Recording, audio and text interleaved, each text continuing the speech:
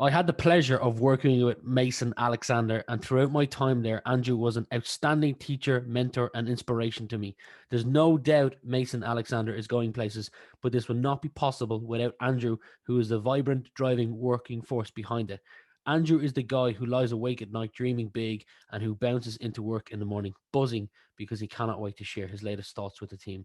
Thank you for making every day in work fun. Watch this space. It's about to get really interesting. That is just one of the many recommendations on my guest today's LinkedIn page, Andrew Lynch, CEO of Mason Alexander. You're very welcome to the podcast. Thank you. I think I wrote that myself. It made my life easy because there was a number of recommendations and I just go pick this one. This one sounds good. But rather than focus on that recommendation, let's pull it back a little bit. Yeah. You originally came up on my radar because of a LinkedIn post you put out. It was, I think the exact title of it was 10 lessons learned in business over the last 8 years. Yeah. A number of them stood out to me. 4 of them specifically: networking, instant gratification, integrity, and stories. Starting with networking, I'm kind of curious to know, what do you think most people get wrong when it comes to networking? Yeah. Oh, look, thanks for picking up on the lessons learned. And I think I hope I caveated, on the LinkedIn that it wasn't a playbook for Yes. success. Because if there is one, I certainly want to read it.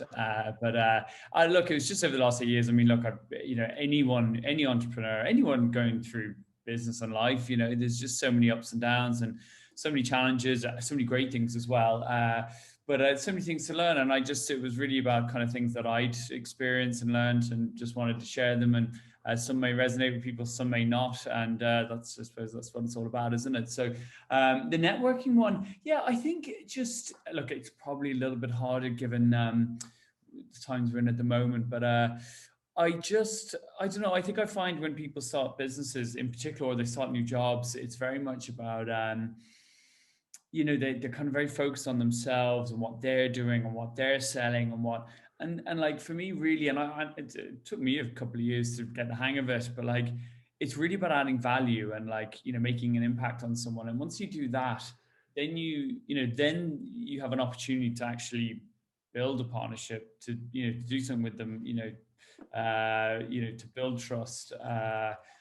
And I think going in just thinking about yourself and what you're selling, and we're like to be honest with you, I actually in the last year has been horrendous. I know I post on LinkedIn and things, but I get so many LinkedIn messages and emails, like these kind of Bots. Oh yeah, bots. Yeah, that's exactly what it is. Just and there's hundreds of them, and it's hard, and it's actually frustrating because there's obviously lots of good messages that you do want to read and reply to.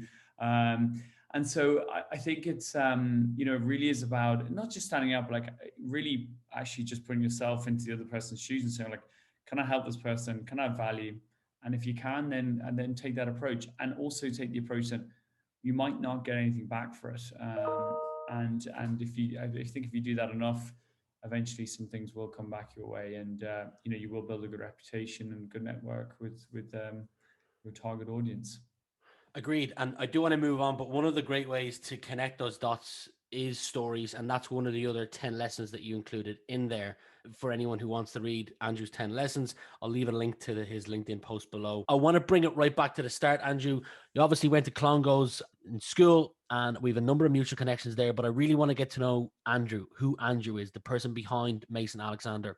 I can see from doing a bit of research that you started teaching yourself guitar last year. You are a Manchester United fan, you play golf, and you're a chess enthusiast. So what's one thing that you're into or curious about that not a lot of people know about you? Probably a lot of things. It's one thing I'm curious about. I don't know. It's a good question. I picked up the guitar last year. It was actually around this time last year, when we were first in lockdown, and I'd actually been meaning for years and years and years to play the guitar. I used to play the piano a bit when I was in school, but the thing with the piano is you can't bring a piano around with you, so it was pure vanity that I wanted to be able to play the guitar so I could take around to people's houses and be center of attention. So yeah, I did that, and actually it was I just kind of used that time when there was just all chaos going on to say, right, now's the time to actually pick it up. So I bought a guitar and off I went. And a year on, I've played nearly every single day since. I haven't got that much better. My singing that goes with it's even worse. But actually, I really enjoy it, and it's probably one of the only things that I can find that I can really switch off, because you have to really concentrate. Like, it's, you've got two things going on. You're strumming and you're trying to play the chords as well. So reading books and podcasts and going for runs, I still find it hard to kind of switch my brain off. Whereas guitar, I really can. So try and just bang it away for half an hour, 45 minutes, and a day. And yeah, it's great. And sorry, it's great for me. Anyone who's in the vicinity, it's horrendous, but yeah, look, I don't mind. So yeah, that's probably one thing. Yeah, chess, I played a bit in school, got into it again over the last year or two. A few pals of mine started playing online and got a couple of boards, and it's just, again, such a great game, and probably something that you really do need to focus on. And it's actually great for the mind, gets you thinking, and it's actually a really I actually think everyone when they're younger should learn how to play it, because it's not that it probably helped me in school in terms of my academics, but it does apparently makes you smarter, and uses a certain part of your brain that's good for creativity. So yeah. So what you're saying to me is that at some stage in the near future, when pubs open back up, you'll be in the middle of it with a guitar singing. Yeah, I'm probably kicked out pretty soon after that, but I'll give it a go anyway. I've mentioned Clongowes. I want to go back one step further. As a child, who were you most influenced by? God, yeah, cliche, but probably my dad, I'd say. He was an entrepreneur, had ran his own business, catering business, and used to talk to me a lot about it. And I think that was yeah, something that always stuck with me and resonated with me. He left school when he was 16, I think, and became a chef. So he didn't do any third level. I didn't actually do any third level. I left school at 18 and went straight working. And yeah, I think that probably did have a big influence on me. And he was, I think we used to nickname him Del Boy, but he always kind of had different things going on. And I like that, it's kind of exciting me doing different things. And I had a whole range of products that I was selling in my early 20s, from ponchos to women's fashion shows to all sorts of weird, wonderful things. None of them made any money, but they were all good learning curves.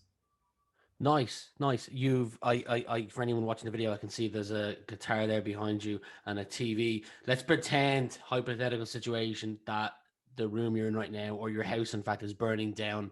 Your family's fine, they're safe. What one item would you take with you if you could only save one?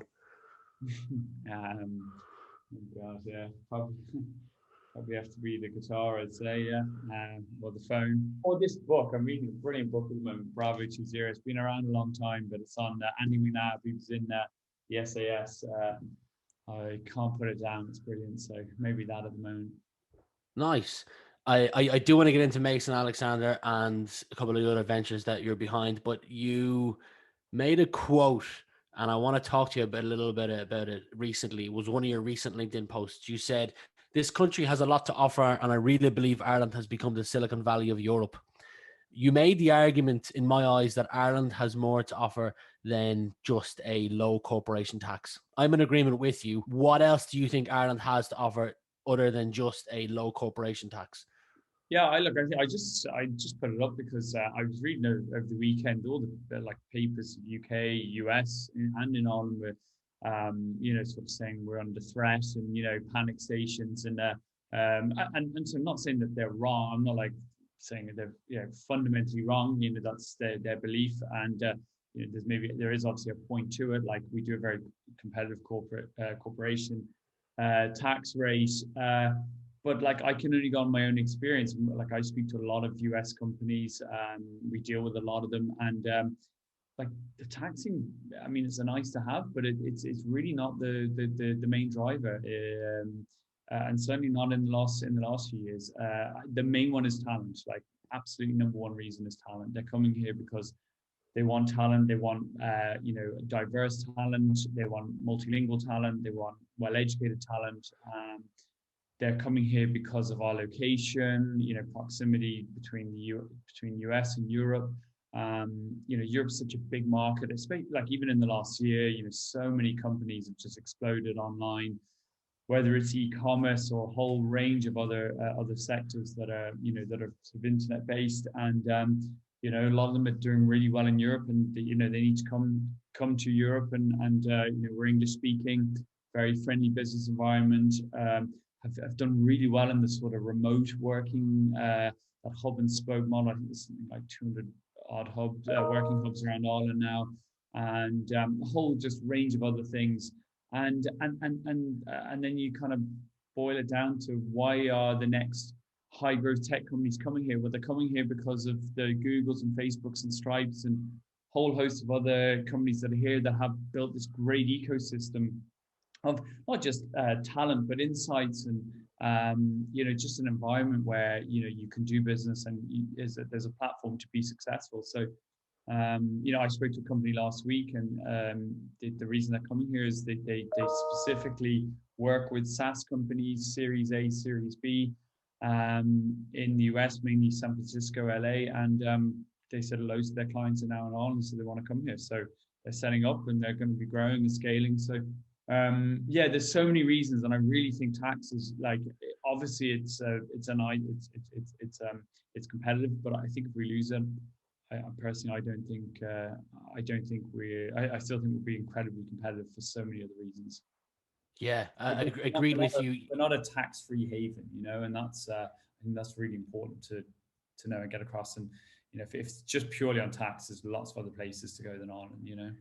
For sure. You mentioned Stripe. Shout out to the Collison brothers. They recently announced they're hiring 1,000 new hires, and they have a partnership with UL as well to kind of increase or develop young talent in Ireland. And it's great to see that. And there's Brian Caulfield, part of the Dog Patch Labs. And there's something that you're doing as well for leaders. You've got a thing called Leaders of Tech. Talk to me about this mentorship program. I see there's leaders from Facebook, PayPal, Shopify. I could go on. Yeah, absolutely. Yeah, no, we have a community called Leaders of Tech, and really, look, it was it came about because we just wanted to have a I suppose a platform for people that work within technology to come together, share ideas, insights, create a space for healthy debate, so that change and positive things can be adopted, and ultimately have a positive effect on Irish society, the economy, all those good things. And it started off with doing a few events and a few workshops and different things, and it's kind of really evolved. And the theme really this year is all underpinned by education. I mean, there's a number of initiatives, but all underpinned by education. And I think technology talent is such a critical part of the the Irish economy, Irish industries, not just in technology companies, but across the board. Pharmaceutical, banking, so on and so forth. And we wanted to have a we feel like we've a responsibility to educate and develop talent, but also if people want to get into technology, they can do this. I think there used to be a stigma that you need to have a computer science degree and a 2-1 to get into technology, and that's not the case anymore, thankfully. And there's so many different routes you can go now. There's so many great courses out there, government-backed courses, and it doesn't matter your age, your background, your qualifications. I mean, I think if you've got an appetite and an aptitude and desire to get into it, then you absolutely can do. And we want to create awareness around that, and want to support people, I said, developing their careers or trying to get into it. So we're starting with the mentorship program, and then we've got a few other things we're rolling out, which we're really excited about and really hopefully going to be really proud of. You certainly sound like a learner, and the answer to this question might be from Leaders of Tech. However, I'd regret it if I didn't ask it. How do you continue to, let's say, learn/invest in yourself? Yeah, good question. Few things. I mean, I do. I am quite a passionate reader or an Audible person now. Podcasts,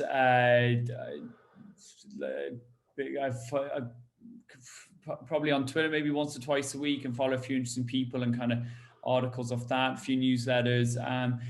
But probably the best way I learn is actually just through people. So I'm always trying to connect with interesting people from different environments, different views, different experiences. And if I want to learn about something, I try and if I'm trying to learn about AI, for instance, I'll try and surround myself with people who specialize in that, who know lots about it, and make it my kind of purpose to go and just extract as much information as I can from them. Cryptocurrency is another one.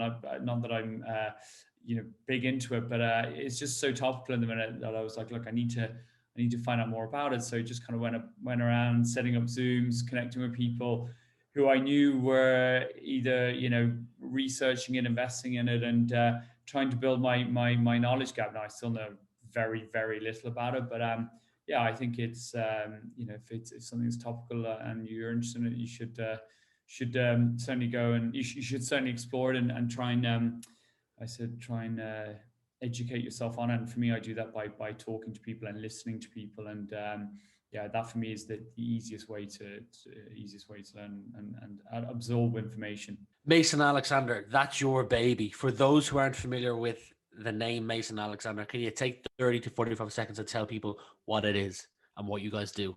Yeah, so Mason Alexander is it's a talent solutions provider. We work with a broad range of companies where we sort of twofold. We support companies in terms of hiring, so executive search right down to sort of one-off hires, and then we do a lot around project solutions. So where companies want to scale up or they want to build new teams, and we go in and support them. We design it, and then we go and deliver that, and that could be on a sort of permanent basis or on a project contract basis.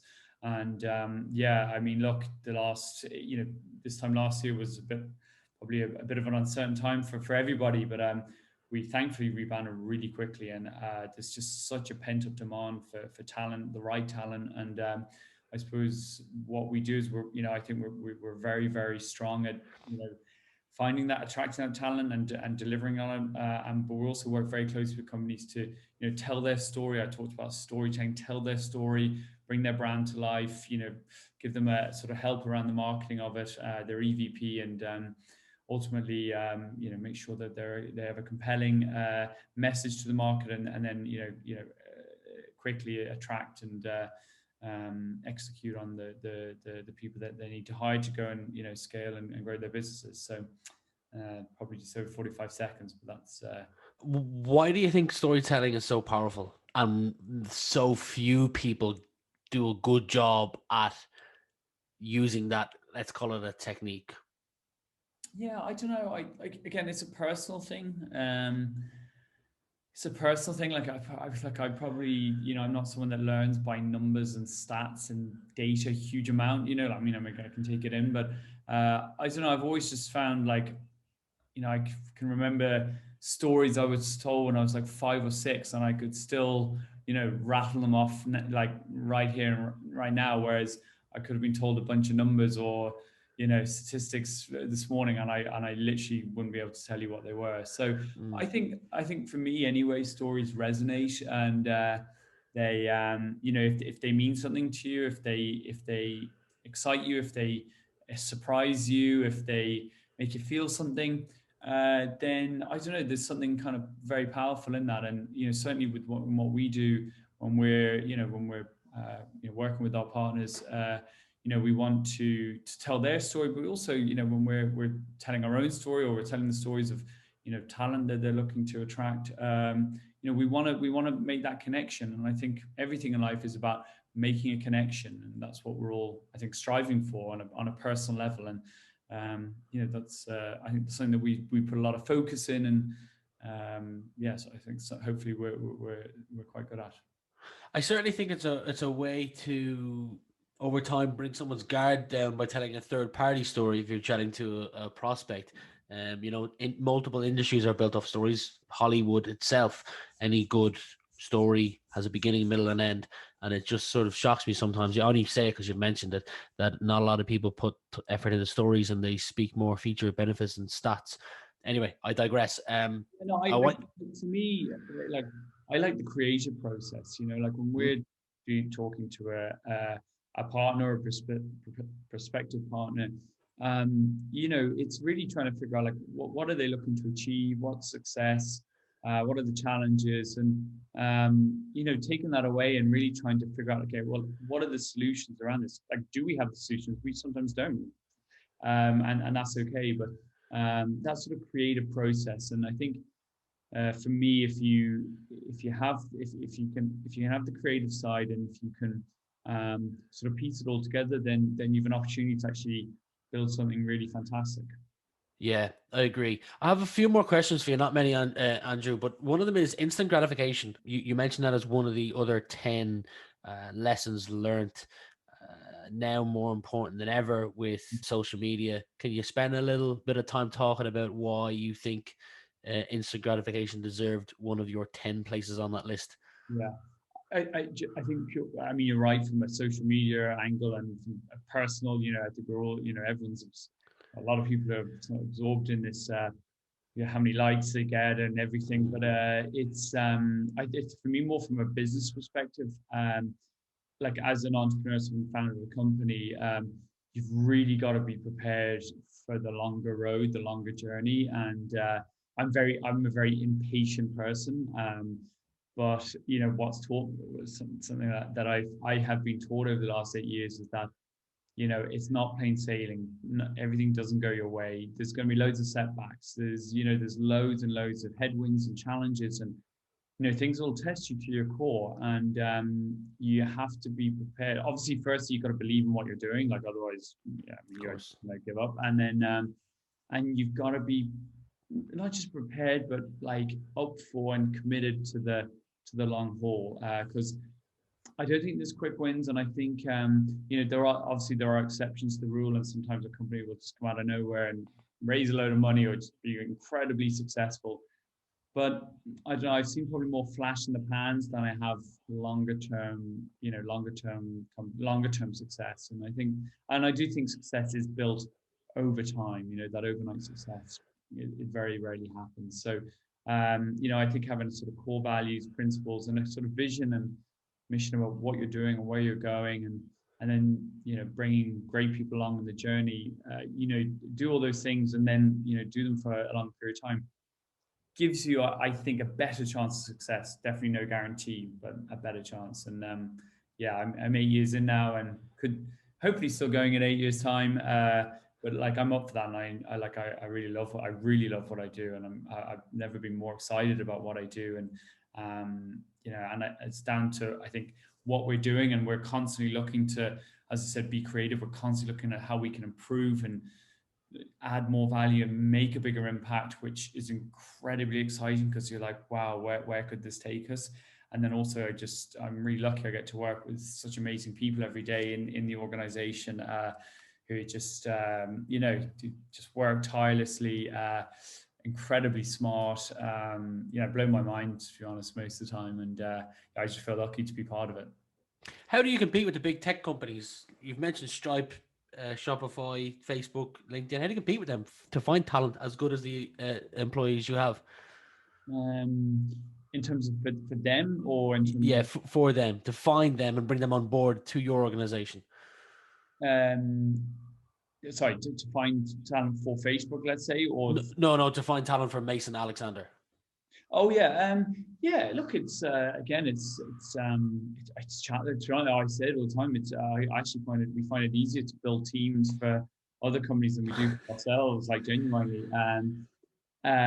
It's tough, but again, it just comes back to, like, you know, who is the right profile, who are the types of people that fit your organization. And actually, I think certainly in the last year, it has evolved for us. Again, like, we're a business that is constantly evolving and changing, which I think is a great thing. Like, I want us to be a different business in 6 months and 12 months than we are today. And I think we're a very different business than we were 12 months ago. Okay, obviously, but say even 12 months before that again. And For us, we are constantly trying to improve and get better. And, even just in the last month, we brought out a new thing called 4 and 4. We work 4 days a week, Monday to Thursday, and then we do 4 hours on a Friday. And those 4 hours are completely, you do your own hours. There's no meetings, there's no set time, there's no clocking in or out. There's no catch. You just work 4 hours. And if you want to get up at 4 a.m. and work till 8 a.m., off you go. You've the rest of the day to yourself. I mean, really, it's like, no one's checking if they're doing 4 hours or not. But it's us saying to the people, to the people in the organization. So not us or me. It's people wanted this. They've worked really, really hard the last year, like incredibly hard. And I think they deserve something back, and that is giving them the autonomy and flexibility to have a better working week, a better work-life harmony. And I think especially coming into the summer, I think it's going to be I think it'll be really make a big difference to people and their lives. And that's the most important thing to me, is that people that work at Mason Alexander are happy, and if they're happy, their chances of being successful, or their productivity, it's just going to go up. It just will. And and we see it time and time again. That's what we want. We want them to be productive and to be successful, and ultimately to enjoy what they do and be happy in their surroundings. So yeah, for me, it's so. But again, that sort of for you have to hire a type of person. It's Facebook are probably brilliant at hiring hundreds of grads coming out of college and giving them this insane structure and framework, and that's not us. We wouldn't even try and compete with that. It's we do give people a lot more flexibility and autonomy, and that might not work. I think people that are coming out of college, university, definitely need a lot of structure, and and absolutely they you owe that to them as they're developing their career. We obviously give people support and structure, but we probably have a bit more of a flexible policy than maybe most companies, and that's fine. It doesn't make it right or wrong, but you have to hire for that. 2 questions left. First question is, you mentioned a couple of minutes ago, you said 8 years time, you don't know where you'll be. I want you to imagine it's now the end of the decade, so 9 years time, and you're looking back. What would you like your business and your life to look like if you're to look back from 2030? Look, I don't know. It's a good question. I don't know, but I just hope that we, like within the ethos, within the DNA of the business, it's always about moving forward, challenging, growing, building, I approach that every single day with real energy, enthusiasm, and excitement. And I really believe if we keep doing that every single day, in 9 years' time, we could be doing some really even more amazing things than we're doing at the moment, and maybe on a bigger scale, a global scale. And I genuinely think there's so much opportunity out there, and I really believe in what we're doing. I said where that will take us in 9 years' time, I don't know, but I think again, I'll just bring it back to, if we can just do what we're doing every single day and take that approach, then let's see where it goes. But I think the main thing for me is that in 9 years' time, that I'm still enjoying it, I'm still having fun, I'm still excited about it, and maybe have a bit of better balance between working and not working. Sometimes still can get a bit blurred for me, but I'm working on it. Nice. Well, let's end this where it started. I started on the first of the 10 lessons, networking. What do you think most people get wrong about it? Looking at any of your profiles online, it's easy to see that you've networked a lot. I'm going to give one example. You got a shout out from Richard Branson, who doesn't normally give endorsements, but he gave you one. You spent some time on Nectar Island. Can you tell me your biggest takeaway from spending time on Nectar Island? Well, yes, pretty amazing place. So wouldn't mind spending some more time there. Yeah, no, it's really cool. Very lucky to go out of there. Met some interesting people. So it's 2 takeaways. One, I mean, I played chess with him a couple of times and got to hang out with him, and he's a great guy. And actually, in fairness to him, he's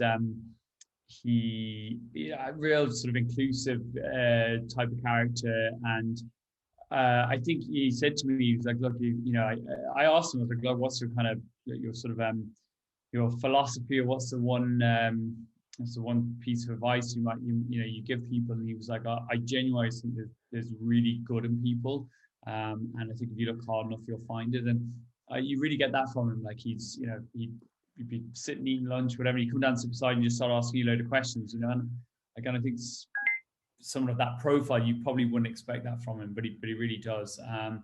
And the second takeaway is I'm an absolutely horrendous tennis player and embarrassment. So yeah, I think if I was ever lucky enough to go back, I'd have to practice this time. I've a couple of pals of mine play professional sports, and I said to him, I was like, geez, I was texting when I was over there, and I was like, geez, I'm so bad at tennis. And they were like, did you not practice? And I was like, no. And they were like, well, that's just idiotic. So myself to blame. But yeah, so if I get another chance, I'll. You can only go up, though. You can only get better. Anyways, up exactly. Exactly, Andrew. It's been a pleasure. Thank you very much for today. Yeah, really enjoyed it. Thanks for having me on.